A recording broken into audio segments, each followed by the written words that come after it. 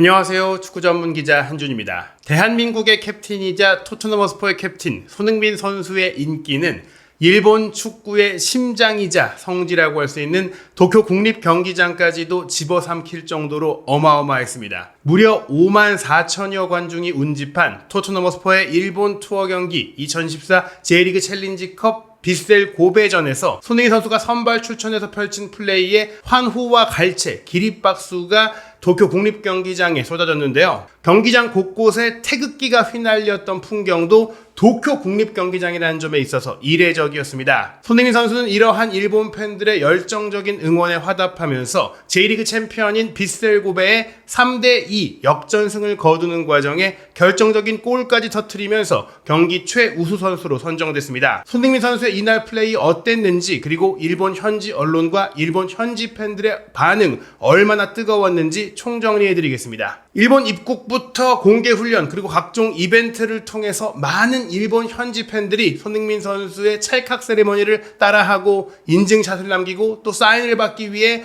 많은 팬들이 운집하고 열기를 보냈습니다. 보시는 대로 일본 도쿄 국립경기장은 일본 축구 대표팀의 홈경기장이기도 한데요. 이 도쿄 국립경기장에 그 어느 때보다 많은 태극기를 일본 팬들, 일본의 토트넘 팬들이 들고 왔다는 점이 정말 충격적인 장면이었다고 할 수 있겠습니다. 이런 것들이 저희들의 과장된 해석이 아니라는 것을 알 수 있는 보도가 일본 최고의 축구 전문 매체라고 할 수 있는 사커 다이제스트 웹을 통해 소개가 됐는데요. 사커 다이제스트 웹이 토트넘과 빗셀 고베의 경기가 열린 7월 27일 토요일에 보도한 내용을 보면 제목이 폭발적인 인기로 일본 열도를 사로잡았다. 일본 방문 중인 토트넘 그리고 손흥민 선수에 대한 열정적인 환영에 한국 언론도 경악할 정도였다라는 헤드라인을 뽑았습니다. 폭염과 악천후 속에서도 일본 팬들의 열광을 멈출 수 없을 정도라고 했는데요. 물론 토트넘을 응원하는 일본 내 토트넘 서포터즈라고 할 수 있겠지만 그 중심에 토트넘이 무려 33년 만에 일본을 방문하며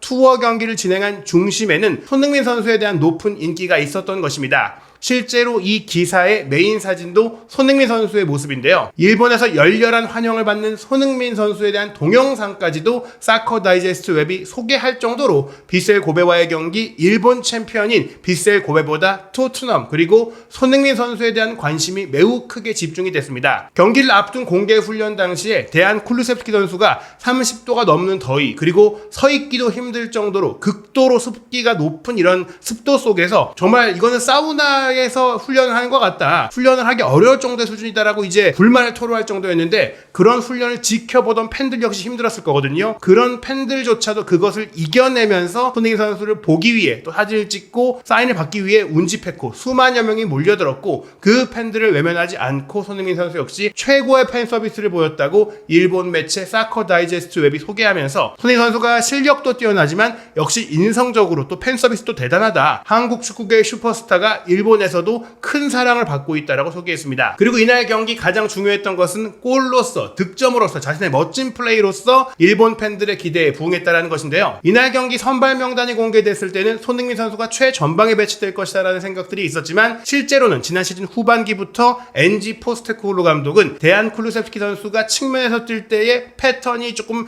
단순해지는 부분들, 상대에게 쉽게 읽히는 부분들, 무엇보다 측면에서는 속도감 있는 템포를 빠르게 가져갈 수 있는 선수를 선호하다 보니까 가짜 9번 내지 중앙 공격형 미드필더로 배치하고 있거든요. 현 시점에 아직 히샬리송 선수의 몸 상태가 온전하지 못하고 그리고 전문 9번 선수가 영입되지 않은 가운데 대한 쿨루셉스키를 최전방에 두고 왼쪽에 손흥민, 오른쪽에 브레넌 존슨 그리고 공격형 미드필더로 제임스 메디슨을 배치했습니다. 두 명의 중앙 미드필더로 이브 비수마와 파페 마타르 사르를 배치했고 아직 전문 센터백 1군 자원이 합류하지 못했기 때문에 벤 데이비스가 왼쪽 풀백으로 뛰고 아치 그레이와 에멜스롱 로얄이 두 명의 센터백으로 그리고 페드로 포로가 오른쪽 풀백으로 합류한 비카리오 골키퍼가 골문을 지켰습니다. 빗셀 고베 같은 경우에는 뉴캐슬 유나이티드에서 뛰면서 프리미어리그 무대를 경험했던 무토 요시노리 그리고 독일 분데스리가 무대를 경험했던 오사코 유야 두 유럽파 출신 공격수가 투톱을 이뤘고요. 이데구치, 쿠와사키, 오기하라, 야마구치가 미드필드 라인 그리고 하츠세 료와 툴러, 키구치, 리노 나가세 선수가 포백 라인을 구성했습니다. 이 중에서 하츠세 료 선수 같은 경우도 특히 빗셀 고베에서 일본 대표급 선수로서 굉장히 굉장히 기대를 받고 있는 선수인데요. J리그 우승을 차지한 팀이고 또 정예 멤버들이 선발로 나선 만큼 또 토트넘 입장에서는 굉장히 먼 거리를 비행해 왔고 아주 더운 적응하기 어려운 날씨 속에 경기를 했다는 점에 있어서 게다가 전문 센터백도 없이 경기를 했다는 점에 있어서 쉽지 않은 경기가 예상이 됐습니다. 실제로 전반 9분 만에 실책이 나오면서 토트넘이 선제골을 먼저 내줬는데요. 하프라인을 넘어서면서 공격을 전개할 때 공을 차단했던 비셀고베의 쇼트 카운터가 빠르게 이어졌습니다. 오른쪽 측면으로 연결됐던 이제 풀백의 오버래핑 과정에서 왼발로 접고 올라오는 크로스 패스가 사실은 비셀고베 공격수에게 연결되지 못했는데 수비로 따라 내려오던 사르 선수가 이 공을 잘라내려다가 오히려 자책 패스를 오사코 유야에게 내주면서 골문 앞에 정말 노마크 상태로 있던 오사코 유야 선수가 침착하게 골문 안으로 득점하면서 선제골을 넣었습니다. 하지만 이후 토트넘의 플레이가 살아났고 특히 지난 퀸즈파크 레인저스전에도 센터백으로 뛰면서 실질적으로는 전진해서 수비형 미드필더 자리 원볼란치 자리에서 후방 조율사 역할을 했던 아치 그레이의 기점 패스가 빛났는데요. 특히 미드필드 라인을 통과하는 빠르게 중앙을 관통하는 직선적인 패스를 전진하면서 이 패스를 통해서 빠르게 슈팅 기회를 창출하는 면은 아치 그레이가 직접 어시스트를 기록하지 않고도 얼마나 토트넘의 공격을 잘 설계할 수 있는지를 보여주는 그런 장면들이 꽤 많이 나왔습니다. 전반 16분에 나왔던 페드로 포로의 1대1 동점골 같은 경우도 저는 아치 그레이의 역할이 컸다라고 생각을 하는데요.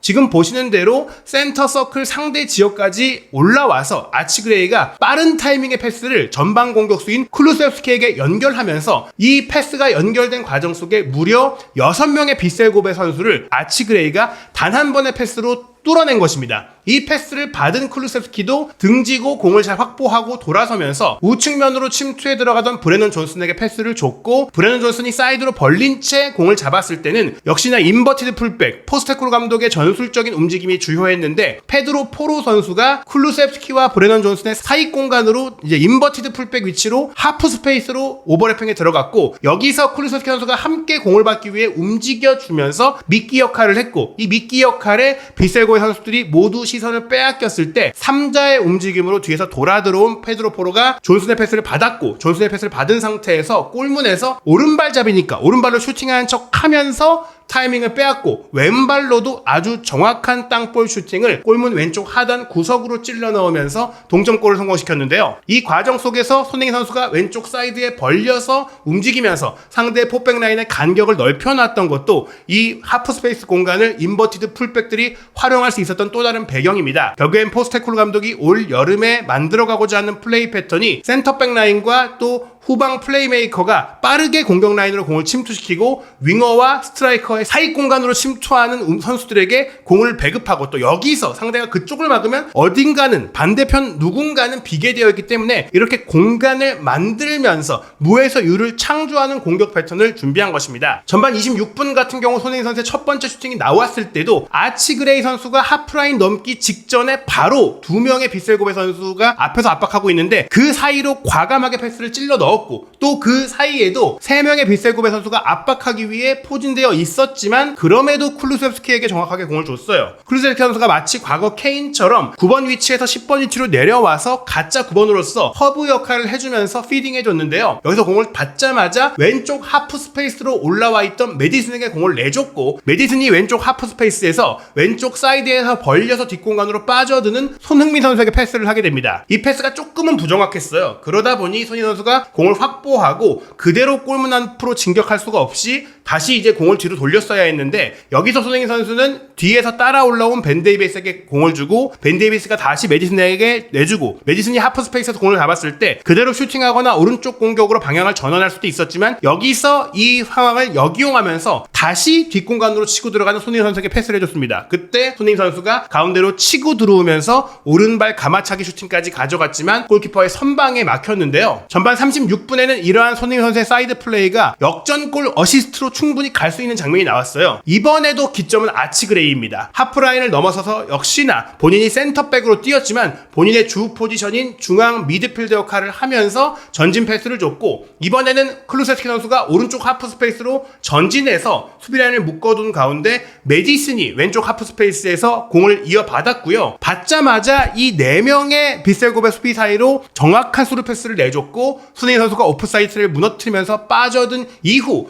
문전 우측 우측 반대편으로 뛰어들어오는 브래넌 존슨을 정확하게 포착했습니다. 그리고 브래넌 존슨의 앞쪽으로 달려들어오면서 그 속도를 살려서 슈팅할 수 있도록 정확하게 컷백을 줬는데 하츠세 료 선수가 조금 한 발 빠르게 달려들어오면서 태클로 이 슈팅을 차단했어요. 이거는 거의 뭐 밥상을 차려줬다고 할 수 있는 장면인데 브래넌 존슨의 정말 최대 단점으로 꼽히는 결정력의 문제가 한번 드러났던 장면입니다. 결국 전반전 1대1 동률인 가운데 끝났는데요. 후반전 시작과 함께 양팀 모두 많은 선수를 교체했습니다. 굉장히 무더운 날씨 속에 치러진 경기이기도 했고 프리시즌 평가전에서는 자연스러운 일인데 토트넘 같은 경우 비카리오 골키퍼를 빼고 브랜든 오스틴 골키퍼가 들어갔고 왼쪽 풀백에 벤 데이비스가 내려오고 제이미 돈리가 투입됐습니다. 그리고 메디슨의 자리에는 빠르게 햄스트링 부상에서 회복한 베리발 선수가 투입이 됐는데 아무래도 베리발 선수가 이 햄스트링 부상도 있었고 장거리 비행을 했다 보니까 영국에서 가졌던 평가전 당시보다는 조금은 폼이 떨어진 모습이었습니다. 하지만 그레이 선수가 여전히 후반전에도 후방에서 좋은 공을 뿌려줬고 또 후반전 같은 경우에는 베리발이 들어간 이후에 포로가 올라가기보다 조금 아래쪽에서 지원해주는 역할들을 했거든요. 특히 후반 시작 3분 만에 포로 선수가 수비 지역에서 존슨의 뒷공간 침투를 보고 정확하게 롱패스를 기가 막히게 로빙으로 연결해줬고 한 차원 빠른 속도로 존슨이 이 공을 따라붙은 이후에 이번에는 마치 전반전에 손흥민 선수가 만들어줬던 그런 장면처럼 뛰어들어오는 동선 앞으로 컷백을 줬습니다. 그리고 손흥민 선수는 누구도 따라붙을 수 없는 어마어마한 속도를 보여주면서 달려들어왔고 골키퍼가 각을 좁히고 나왔지만 각을 좁힌 골키퍼를 살짝 띄워 넘기는 기가 막힌 영리한 절묘한 마무리 슈팅으로 골망을 가르면서 토트넘의 2대1 역전을 이끌었습니다. 그리고 이 골을 터뜨리고 나서 손흥민 선수 도쿄 국립경기장에서 자신의 첫 골을 터뜨렸는데 두 팔을 벌리고 특유의 셀레브레이션을 보여줬죠. 찰칵 셀레브레이션을 하는데 지금 보시는 대로 일본 현지 팬들, 일본 현지의 토트넘 팬들이 모두 열광하면서 이 셀레브레이션을 따라했고 또 기립박수를 보냈고 사진에서 보시다시피 일본에 거주하고 있는 한국 팬이라든지 또 이 경기를 보기 위해 분명 한국에서 일본을 방문하신 분들도 있겠지만 외모상으로 겉보기에도 확실하게 일본 분들인 것이 확실해 보이는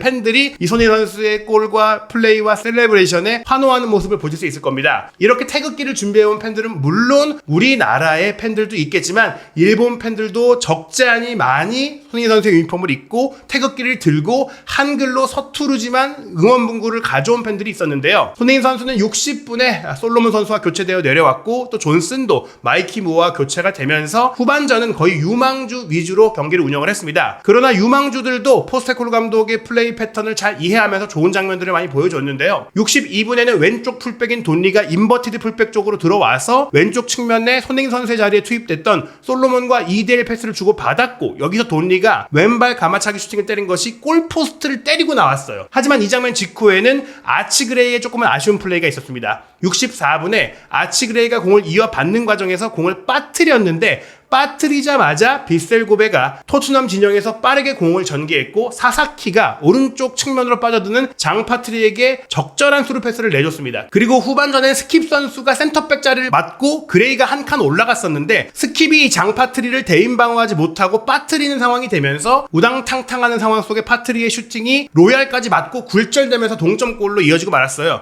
역시나 전문 센터백이 없기 때문에 연달아 센터백 영역에서의 실수가 나오면서 실점을 했는데 그래도 결국 많은 선수가 교체된 끝에 88분 솔로몬 선수의 패스를 받은 돈리의 하프스페이스 오버래핑 그리고 돈리의 컷백을 마이키 무어 16살의 토트넘의 천재 유망주가 가볍게 밀어넣으면서 결국에는 토트넘이 3대2 승리로 경기를 마쳤습니다. 이 장면이 나왔을 때도 현지 일본의 중계 카메라도 박수치는 손흥민 선수를 보여줬는데요. 마치 이게 한국 투어도 아닌데 손흥민 선수가 경기 내내 원샷을 굉장히 많이 받았고 교체 아웃된 이후에도 많이 받았고 대형 전광판에도 여러 차례 손흥민 선수의 모습이 나올 정도로 일본에서도 정말 우리나라처럼 손흥민 선수에 대한 인기가 아주 크다. 손흥민 선수는 단지 한국 팬들만의 자랑이나 한국 팬들만의 스타가 아닌 아시아 전체를 대표하는 최고의 스타이자 최고의 축구 아이콘이라는 것을 우리의 라이벌이라고 할 수 있는 일본에서까지도 확인할 수 있었던 그런 경기였습니다. 토트넘 스포 선수단은 7월 28일 오후 2시께 인천국제공항 1번 터미널을 통해 입국할 것으로 알려졌습니다. 아마도 정말 많은 취재진과 많은 팬들이 몰릴 것으로 예상이 되는데요. 입국 후에 7월 30일 오후 4시 4시에 공식 기자회견, 오후 6시에 공개 훈련, 그리고 7월 31일 수요일 오후 8시에 팀 K리그와 쿠팡 플레이 시리즈 첫 번째 경기, 그리고 8월 3일 토요일 오후 8시에는 바이에른 뮌헨과 손흥민 대 김민재의 맞대결로 펼쳐지는 쿠팡 플레이 시리즈의 두 번째 경기가 이어집니다. 이후에 토트넘은 영국으로 돌아가서 8월 11일 일요일 새벽 1시 30분에 바이에른 뮌헨과 한 차례 더 경기를 치르게 되는데, 이 경기는 해리 케인까지 출전할 예정이고요. 토트넘은 레스터시티를 상대로 한국 시간 8월 20일 화요일 새벽 4시에 2024-2025 시즌 프리미어리그 개막전을 치르게 됩니다. 8월 24일 밤 11시 에버튼과 홈 개막전, 그리고 9월 2일 밤 9시 30분 뉴캐슬과 원정 경기, 그리고 9월 A매치 이후인 9월 15일 밤 10시에는 아스널과의 북런던 더비까지 이제는 빠듯한 일정, 그리고 유로파리그 본선 조추첨 일정 등 정말 많은 이슈들이 기다리고 있습니다. 2024-2025 시즌도 한준TV와 함께 손흥민 선수에 대한 모든 소식 구독, 좋아요, 알림 설정을 통해 빠르게 확인하시기 바랍니다.